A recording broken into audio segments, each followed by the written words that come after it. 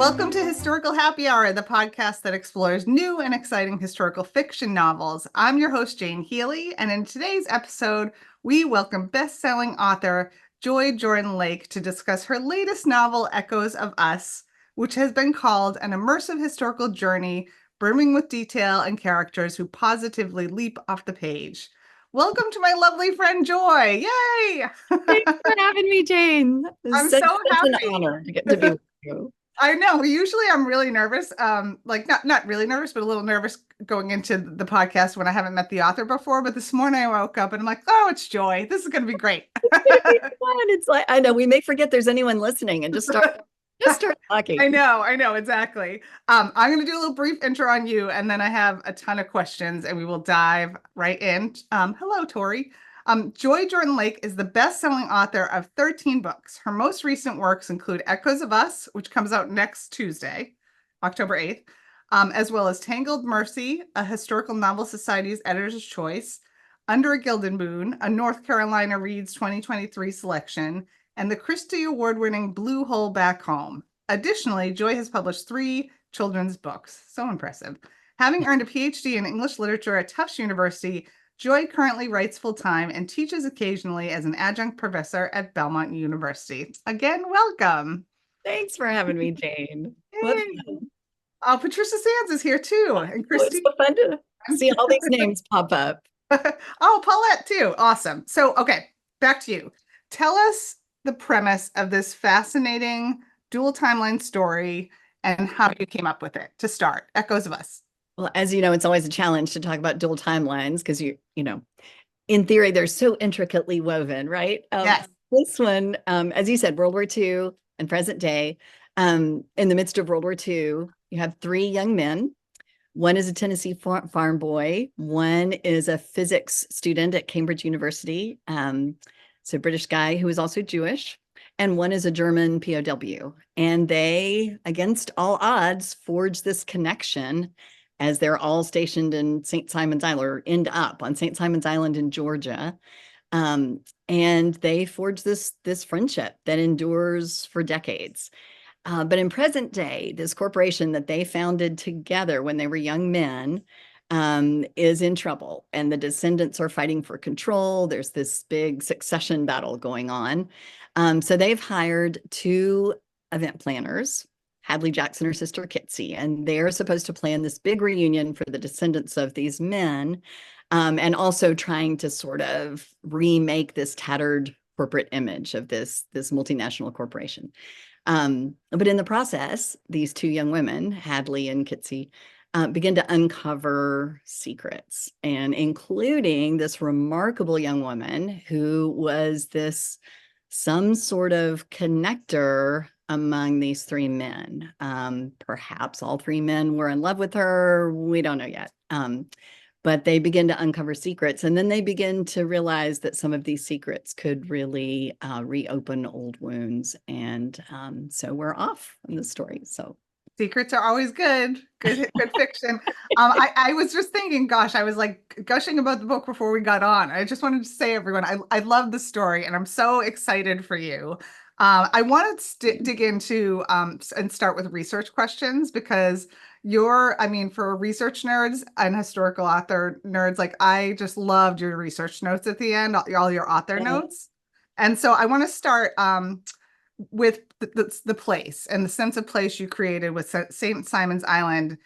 This quote I thought was really interesting. I often start my books by falling in love with a place, then learning more about its history, peculiarities, and little-known people or events as the story begins to take root. In this case, though, a love for St. Simon's Island is something I was born into.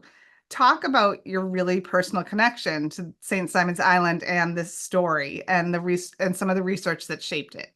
And it really was interesting, because in this case, it was almost like not quite a second home, but a place I'd been almost every summer growing up. And my kids, I think, are the 5th generation, I believe. Oh. And so we've just been, one branch of the family actually lives there on St. Simon still.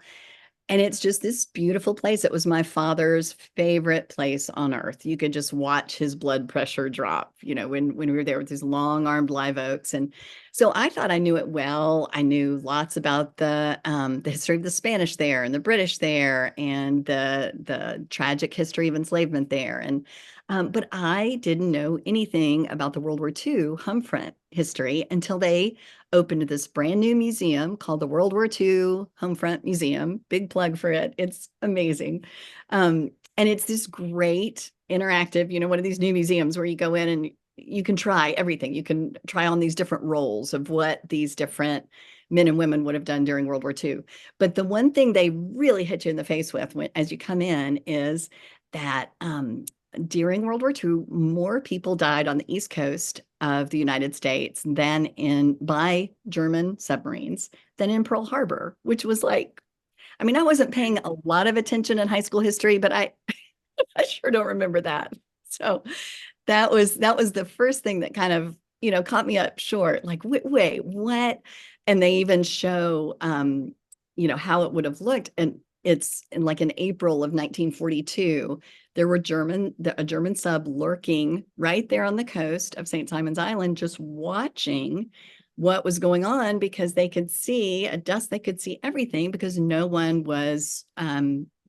were no blackout rules for that part of the country. No one thought there were German subs just off the coast. So the lights were blazing. And so the subs the U-boats could see everything and see their targets perfectly because it was all backlit, of course, by lights. So the novel begins then with this U-boat, an actual U-boat. I use the actual captain, Hartigan.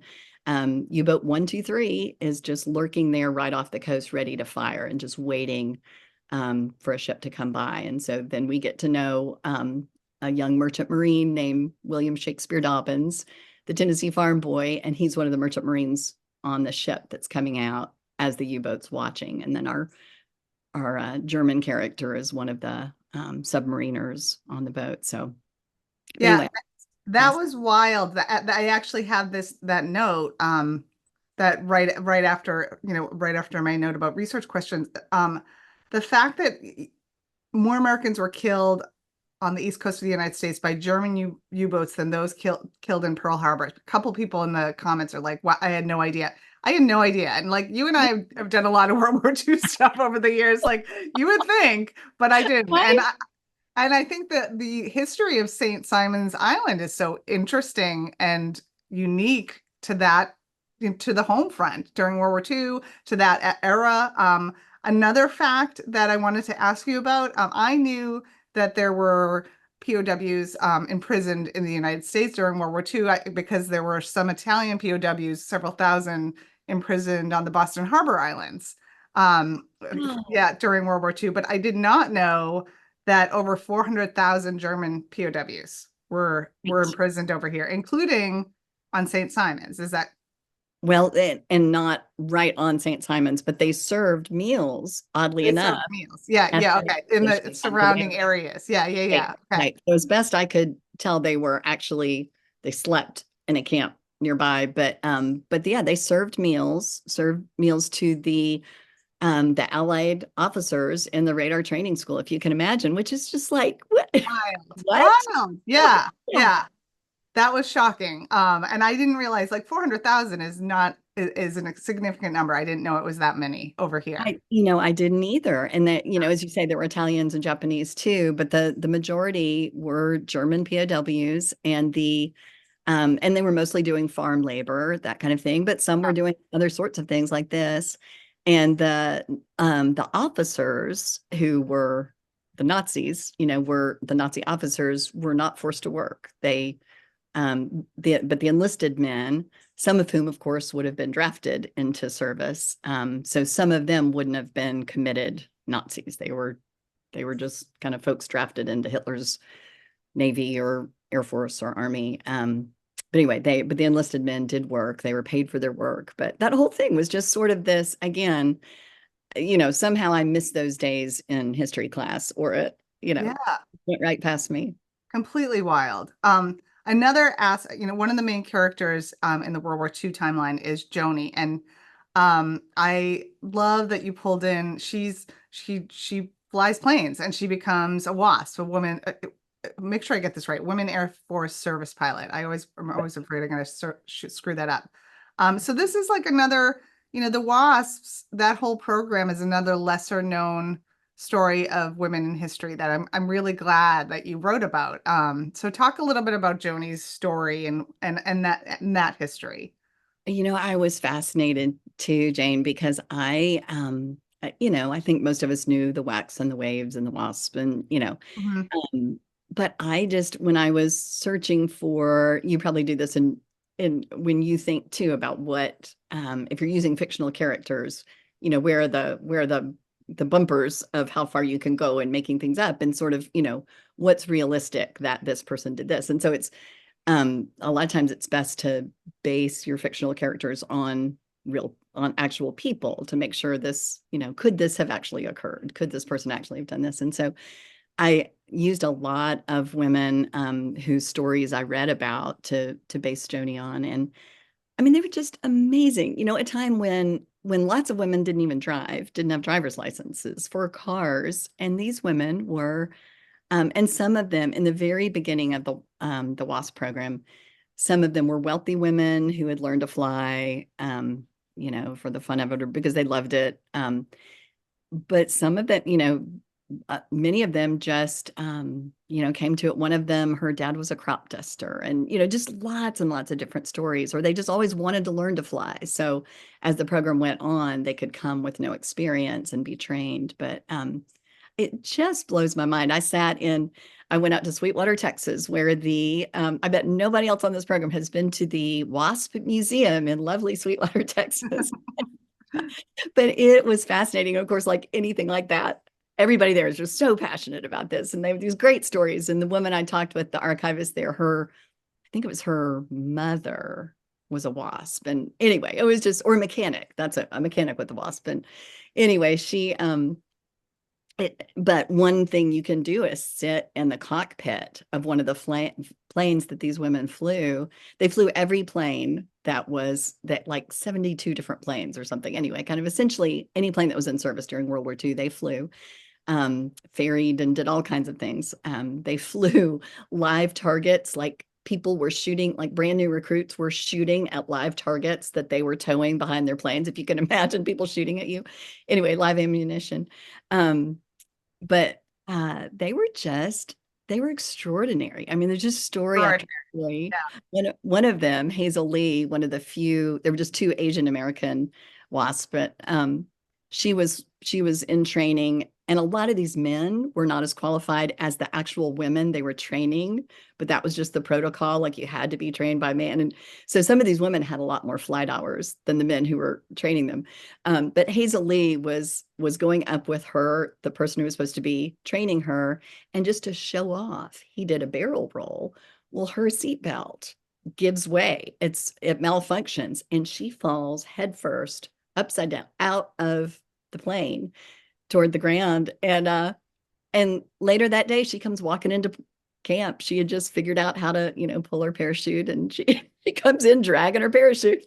I read that true story in your notes and I'm like, you've got to be kidding me. Like unbelievable. Just unbelievable. There's, Yeah, there's just story after story about these women. They were a kick. they were. They were.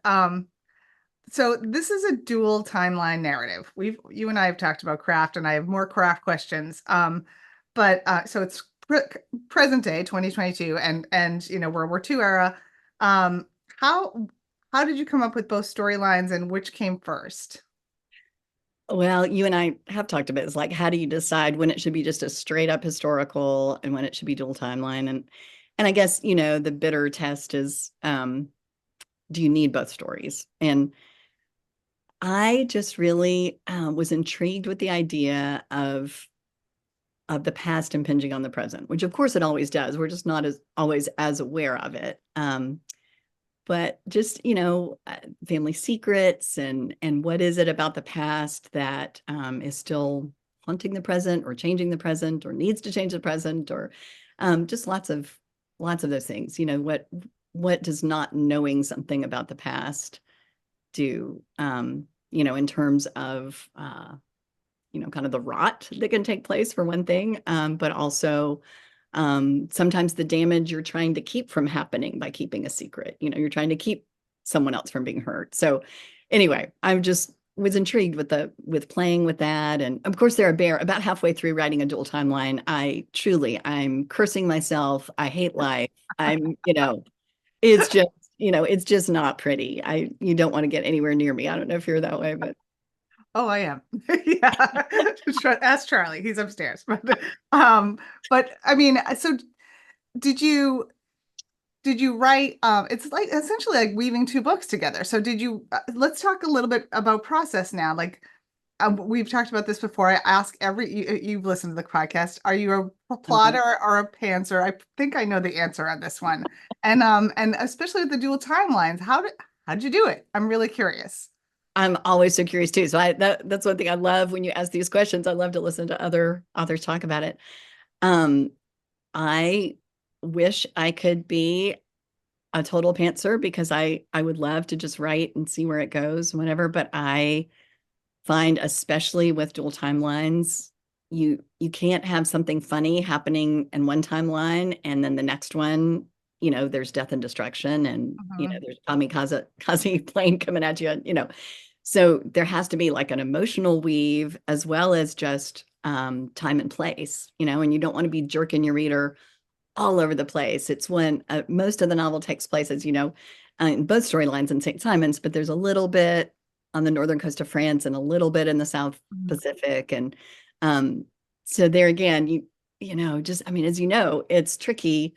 Um, you don't want your reader's head just spinning and have them lose track of places and characters and whatever. So it's always a dance. And, it's really, really helpful to have fabulous editors or early readers, or to tell you the truth about, I'm confused, or I lost interest, or, whatever truth they need to tell you. Yeah, absolutely. Um, on that note too, in terms of process, how you there's a great cast of characters in both timelines, and I want to know like what's your character development process like? Like how did you come up with these two sisters in the present day? How did Joni, it sounds like she was a composite of all the different stories of the different wasps you read about, but then she also has a brother Sam, who has a lovely story as well. So how do you develop characters, and does plot come first or character come first or a little bit of both? I think a little bit of both. I made that with my second novel, I guess. First one I started writing, but the second one to be published was A Tangled Mercy, and it's a dual timeline. And I made the mistake there of just researching the heck out of it. I mean, for years and years and years and years, and I would it would get almost be acquired and then not, and almost be acquired. And so I would just go do more research to, drown my sorrows in more research. And then it's hard to kind of have really be honest with yourself about which parts of the story are riveting and which are really a big yawn, because you've done all this darn research. You don't want to cut those parts out, and Yes. so I'm learning as I go to try to do that dance back and forth of doing enough research that I start grabbing on to, wow, that would be an interesting character. Like I was interviewing a woman named Mimi. I have a cousin, Mimi, who was instrumental to this. She lives down there in Brunswick, Georgia, near St. Simons, and she was great. And then a woman named Mimi who works for the Coastal Georgia Historical Society was great. And when I interviewed her, she just randomly mentioned that she had been intrigued reading some letters from a guy who was in the radar training school there and actually had become an instructor. And he was writing home saying, "This is heartbreaking because I feel like um, I'm training the people who go out and risk their lives and are going to be killed, or just facing grave danger, and they have so much pressure on them. 2,000 men on an aircraft carrier. They're responsible to make sure these men aren't killed, and I'm sitting here in this posh resort and in safety, and I want to sign up to go. I don't want to teach anymore." And just that kind of, and yet he was such a good instructor. He ended up saving many, many thousands of lives by training the people so well to go out, but that tension, I was so Mhm. intrigued by that, just the ethics of that, of his soul just hurting knowing that he wasn't being shot at, and he felt guilty about that every single day. And anyway, so that kind of thing, that's where one of the characters, Dove Silverberg, came from, and that sort of thing where I as you do research, as you do research, you think, oh, that's, anywhere there's tension, like, oh, that's, I bet that would have been hard. That sounds intriguing. And so, Right, right. Yeah, anything you can weave in like that. That's great.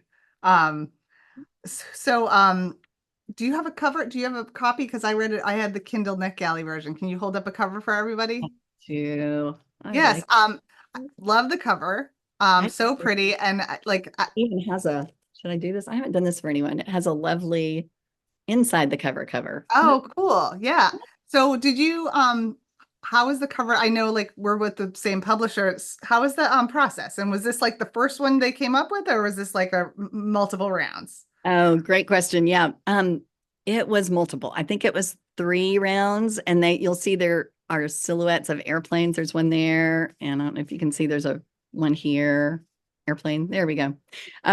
Even the airplanes were when there used to be a person up here at the top of the lighthouse, but the editor that several of us share, Danielle, said, that person looks to me like she's about to jump. Let's take her out. Oh no. We don't need readers being worried that somebody's going to jump from the top of the lighthouse. That does not appear in the novel. So they took the woman out, so she's not jumping anymore. There were lots of different covers. One was one of the iterations early on was a woman. You just seeing her from the back, of course, since that's very popular right now. But she looks kind of like an Amelia Earhart sort of look. She's clearly a female aviator, and you see her from behind, and she's on the wing of a plane. And we all liked that one, but we were afraid it would sort of, because she's one of the main characters, but not the sole main character, we were afraid it would kind of create an expectation that this was almost a biography or something. And and then originally the planes here were biplanes. So they really looked more, even though there is a biplane that Joni and her brother train on, that's a real plane that was fun to research. We were afraid that'd be confusing to readers who would know, wait, aren't those World War I planes and not, as opposed to World War II. Yeah. So anyway, things like that. But I was grateful they were willing to go 3 rounds because, because we all know sometimes, they need to move things along, and you don't want to be the squeaky wheel always. So Right, right. No, I love it. And I'm always curious about process. Was it always called Echoes of Us? Was the story always called Echoes of Us? it was. I have not, I guess, one of my novels, I can't remember what the original my title was, went down in flames, and we went with something else. But this one, because of the radar, the echoes, I was trying to come up with something that evoked the radar, which I knew almost nothing about radar. And that was fun to learn about how really it was one of the things that shifted the course of the war, that the Allies so easily could have lost the war.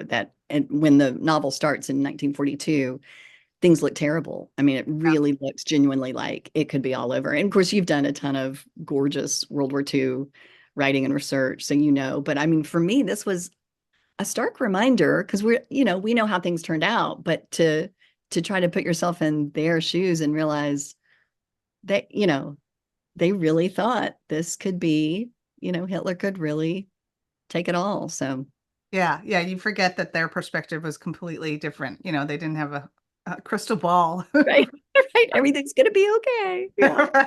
Right. I have a few more questions, and then I see that we already have some questions from the audience. If you have questions for Joy, you can put them in the Q&A or in the webinar chat. So I always ask this question too, and I think it's such a, like you said, a delicate dance. How do you strike a balance between fact and fiction in your storytelling? And are there any strict rules you have? Great question. I love to hear other people answer this because I'm so intrigued too.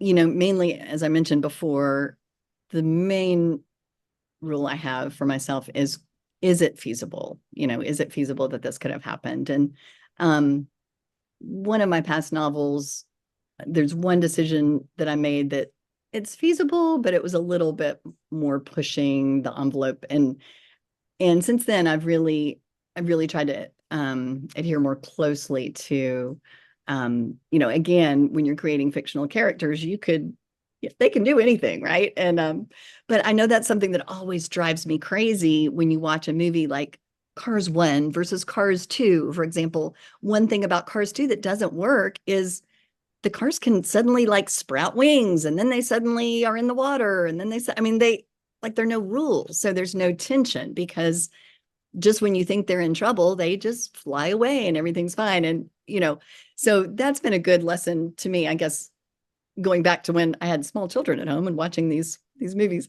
But it's a good lesson to realize, okay, what are the rules of that world, and Hmm. what is feasible, and can I find someone in history who did do this, so that makes, even if it's a fictional character, it makes it plausible. Yes. Yeah. Yeah, it's great. I think you and I are the same that way. It's like, if it didn't happen, could it have happened? Is it authentic to the time and the place? I always think about it that way too. Yeah, Yeah. agree. Um, so it's so impressive. You've written so many books, including children's picture books. Like, how? And also, like, how does that process differ from writing historical fiction? I imagine, and we've talked about it a little in the past. It's a little different, but and like, what do you like about that versus historical fiction? Yeah, it's so much fun. And it's maybe it's like when you do a different kind of exercise and it feels like so much fun because you're using different muscles, or or sometimes it feels really hard because you're using different muscles. And it's such a different process. For one thing, you're working with an illustrator who has sometimes very different ideas of how things should look. I mean, it's and and that's a dance back and forth. You don't get to just say, well, they're my words. It's like, no, they're a creative person too, and they get to interpret things, and that you can suggest. I was picturing her wearing red overalls, um but unless it's crucial to the story, they have their own vision.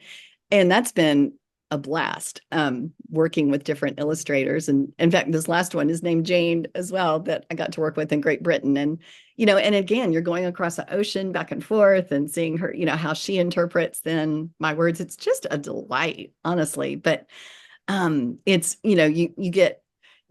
you and I know what it's like to hear from your editor, like, okay, edits are coming, and you're going to have 2 weeks, or you're going to have 3 weeks, and you're like, oh dear God, clear the schedule. You tell your husband, like, just forget my name for 3 weeks. I'll wear a name tag later, whatever. Bring in takeout.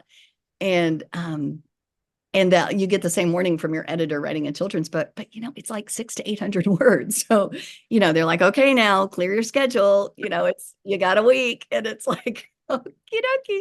It's Mhm. just such a delight. It just feels like it's not that it's not.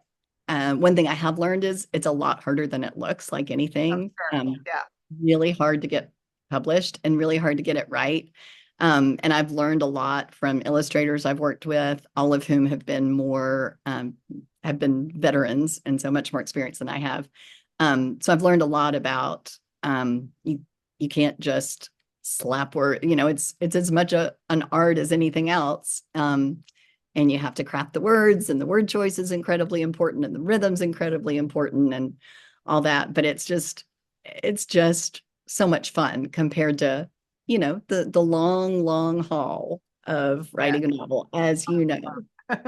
Yeah. Oh, it's so cool. That's awesome. I know we have aspiring authors in the audience, and you've been at this for a while now. What's the best advice you can give them about writing and about getting published? We know those are very two different things, but what's some advice you have? Just never give up. Winston Churchill, right? Never give up. Never, never, never give up.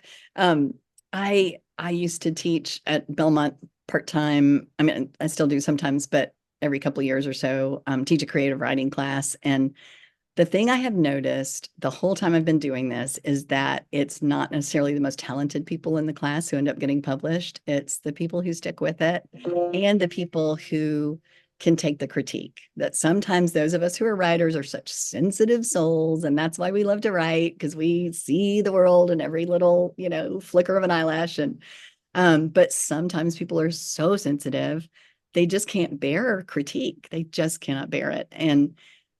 And those people are probably never going to get published. And whereas the people who just decide, all right, I'm going to listen, I'm going to learn from people who are more experienced, I'm going to learn from my colleagues, I'm going to keep at it, I'm going to, it's just really interesting to me to watch that it's some sort of combination of some raw talent, but also I think primarily just taking joy in it and deciding you're going to be humble enough to learn from other people and then just not giving up. Because it's, as you know, it has its days when it's brutal, right? And Oh, yeah.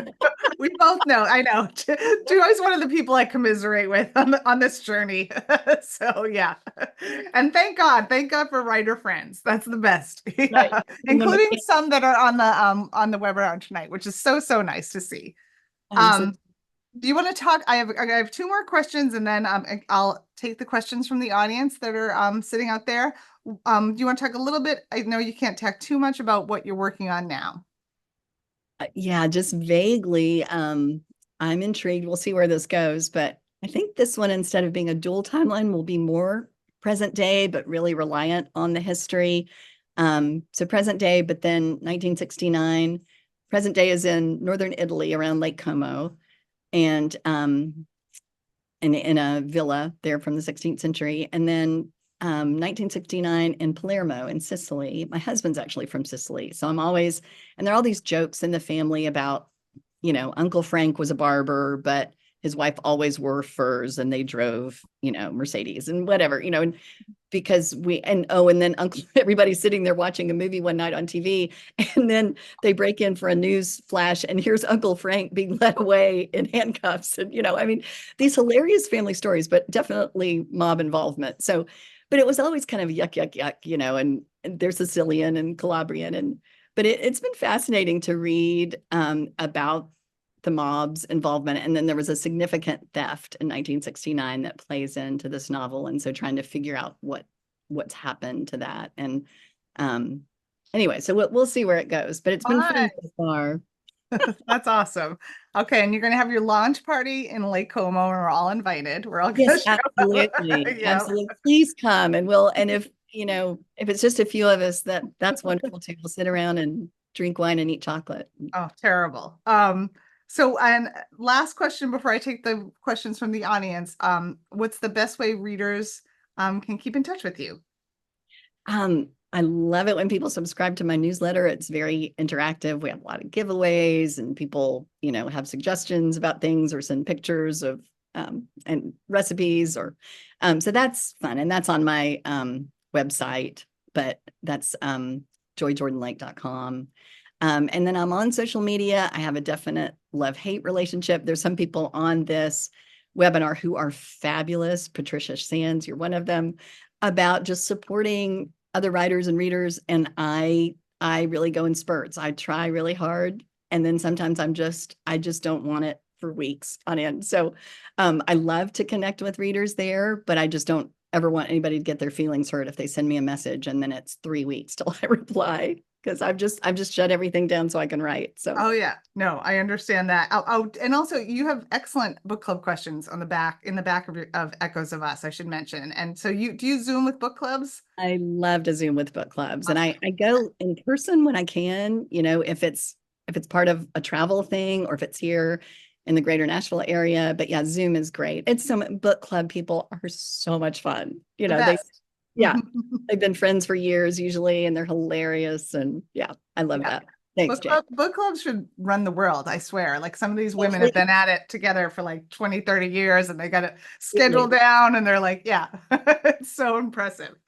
Okay, questions from the audience. Christina Mott. Hello, Christina. How do you come up with your character names? I love this novel. Yeah, that's a great question. Oh, thanks for that, Christina. Different ways. I was an English major in college, so the William Shakespeare Dobbins character, obviously named after the other Will Shakespeare. And then Dobbins, I was just reaching I grew up in Tennessee, so I was trying to think of a Tennessee sounding kind of a rural farm boy name. The Joni DuBarry, originally when I wrote the first draft of this novel, I used one of my cousins who actually grew up on St. Simon's Island. I used her name, which was Joni Mayberry. Um, and and then as we got closer to publication, I thought Joni is going to be perhaps very embarrassed. And also, if this person does something, if this character ends up doing some things that perhaps Joni would not feel comfortable with, my cousin Joni. So changed her last name, but anyway, it's fun to play around with different the one of the characters, Dove Silverberg. I was trying to think of just a one syllable name and so sometimes I'll, Google around for 1940s British male Jewish baby names, and then what they mean too. And so Dove, I think, is bear. But anyway, it's just fun to play with, even if you know that most readers are never going to look up what does this name mean. It's just fun if I know in my head, there's a reason I named this person that. So I know, same here. I do that too. And I'm like, people are never gonna even like make the connection, but I like it. So yeah, right, that's so right, funny. Yeah. right. Do you ever put in little cameos with like I had two very early readers. One's named Betsy and one is Suzanne, but her grandkids call her ZZ. So they're two very, very minor characters that I renamed at the last minute just to honor, like as a way of saying thanks to these two people. So there's a Betsy and a ZZ just tossed in there as I think they're both Oh yeah, there's a book club, a very powerhouse book club here in Boston, and there's one of the organizers of it. There's an Easter egg in there just for her. So oh I'm nice. not going to I say love much more than that. So I don't think she's on this call, but I just want to surprise her. I love it. This Yeah, next one you're working on? You're yeah, yeah. oh nice. Yeah, this one. So oh, more questions. What was your biggest hurdle? This is Anissa Armstrong. Hello, Anissa. Your biggest hurdle to clear with writing this book, which is also a good question. Like, what was the biggest hurdle? Yeah, great question. I think always my biggest hurdle, because I talked about being an English major, and then I went to grad school for English Lit 2 in 19th century English Lit specifically. And so I, from the time I was, I don't know, maybe 10 or 12, was reading these books where it's very normal to just, the main character doesn't even show up till page 30 or 40 or whatever. And that pacing feels okay to me. I feel, I love to describe a tree for 5 pages if I could get away with it, but no editor on the planet would let me get away with it, and which is good. God bless editors. But it's always a struggle for me because I love novels like a Louise Penny, even if it's a mystery. I love the why behind like what's going on in this person's head. Mhm.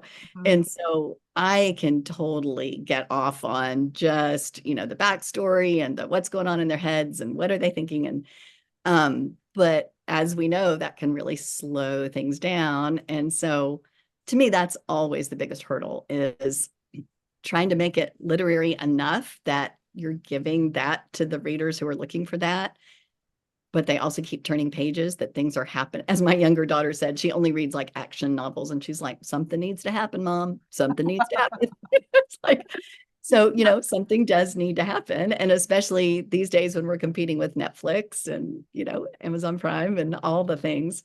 Uh, Um, yes. things need to click along. So that's always my struggle is, not pretending I'm writing like James Patterson. I'm not, I'm not. But also I don't need, nobody's going to put up with my 5-page trees. They're just not. And they shouldn't have to. So, But you know, thank God for editors. Exactly. Like yeah. you said. Um, let's see, there's a couple more questions here. Oh, do you ever do a picture, Sharon? Hello, Sharon. She never misses one either. Thank you for coming on, Sharon Person. Do you ever do a picture board when you write, and how do you picture the characters? Actually, Sharon, to that point, I always ask like, do you have any like actresses or actors that you picture like playing Joni or playing Kitzie or Hadley?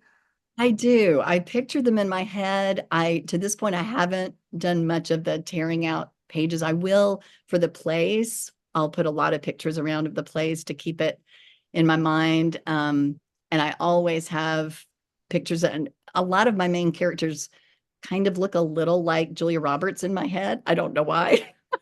No idea. A lot of them are brunettes with, really great smiles.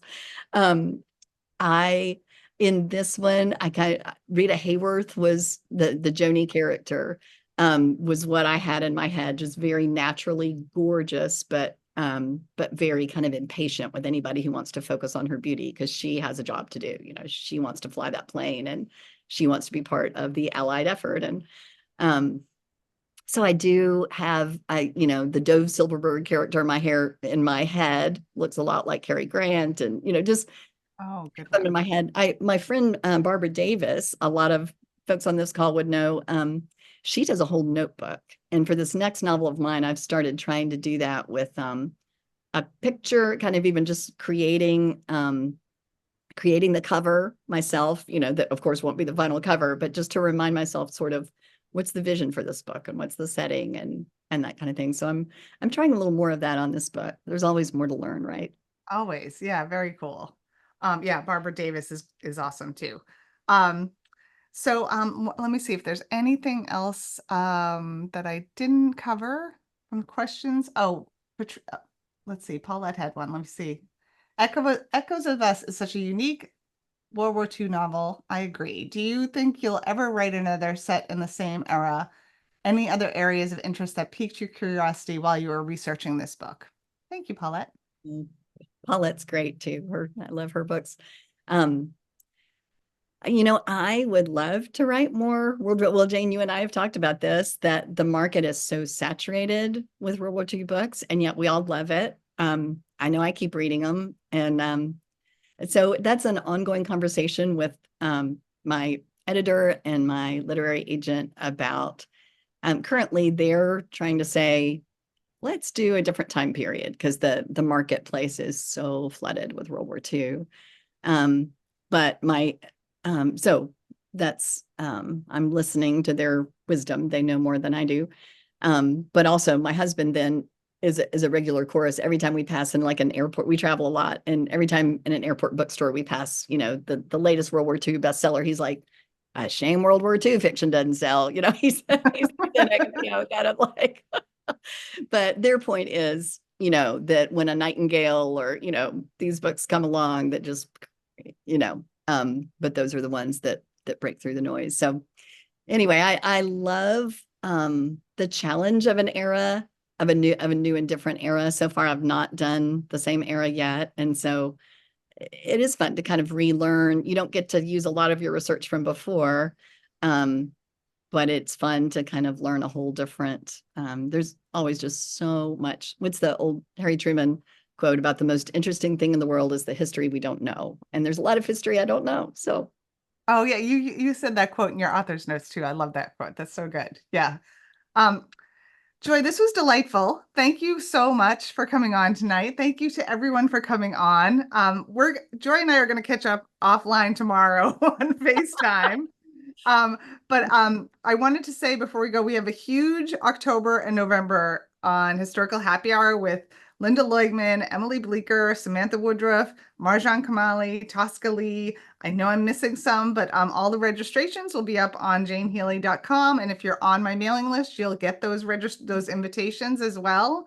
Joy, I wish you so much success. Remember, everyone, pre-orders are huge. The book comes out on Tuesday, so consider pre-ordering Echoes of Us. And I'm so grateful to have you as a friend in this industry. Thank you for doing this. Oh, me too, Jane. You're awesome. Thanks so much for having me. Yeah. Have a good night, everyone. Bye. Bye.